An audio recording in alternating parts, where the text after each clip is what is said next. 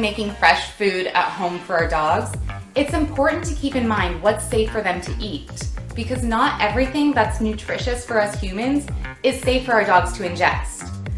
I went ahead and took everything out of my own kitchen that I know is not safe for dogs, so we're gonna go ahead and go over them and talk about why.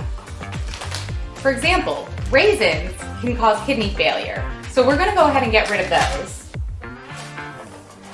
Various species of mint can cause different issues, from gastrointestinal issues to dermatitis, but it is safe in low quantities. So it's kind of an iffy one, but I want to just be extra safe and make sure that I don't have it in my kitchen.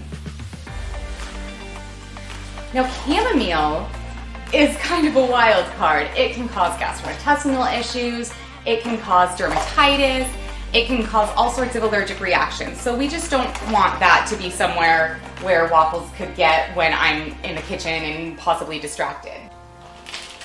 Pistachios are another iffy one because the nut itself is perfectly safe for our dogs to eat. However, they usually come in the shells, and the shells are really easy to lose track of. So we're going to go ahead and get rid of those to avoid any gastrointestinal blockages. Now, there are a lot of herbs like parsley, oregano, marjoram, tarragon that aren't necessarily toxic to dogs, but they can cause photosensitization if they have large quantities. So we want to just go ahead and avoid causing our dogs to be sensitive to light, and we're going to get rid of them out of our kitchen. Now, coffee and chocolate both have caffeine in them, but coffee is really the one that has so much caffeine that it can be deadly to our dogs. Chocolate can still be deadly to our dogs, but for a different reason. It has both caffeine and theobromine, both of which have similar symptoms and can raise our dog's heart rate to the point where they can have a heart attack.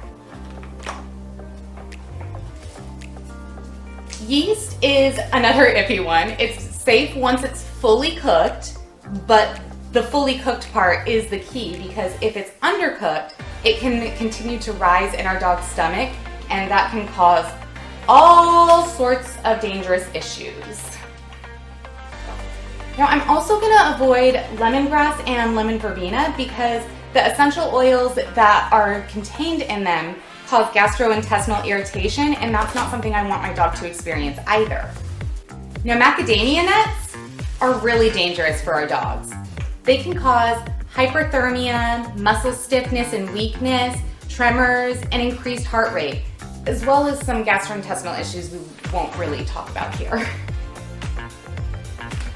Now, walnuts are another one where the nut itself is technically safe, but the shell can cause it tremors and seizures, and we really don't want any traces of the shells in our dogs, and this is a very textured nut that often has particles of its shell in between its grooves. So we're just gonna go ahead and play it safe and get rid of that one too.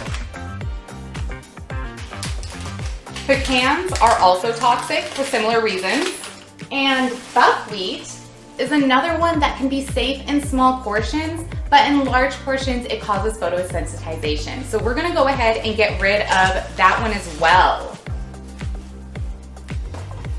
Now, apples are actually a fantastic treat that I feed Waffles quite often. However, there are some things that we need to avoid. For example, the seeds in apples, just like the pits in all stone fruit, contain cyanide. So you can't just give your dog an apple whole. You've got to remove the seeds, and the pit is really hard for them to chew through. They're not going to be able to chew it completely. So we've got to remove the pit to avoid gastrointestinal blockage. And then the peel. Dogs don't have flat teeth like us for grinding the peel up. So their little sharp teeth just stab holes through it, and they're not able to digest it. So we're gonna go ahead and take the peel off as well.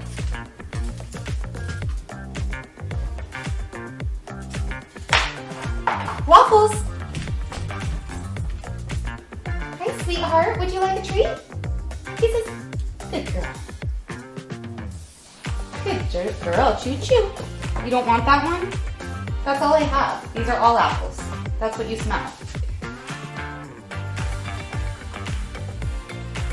It doesn't have chocolate on it? You say, Mom, we had chocolate apples yesterday. You want me to cut it there? Thin apple?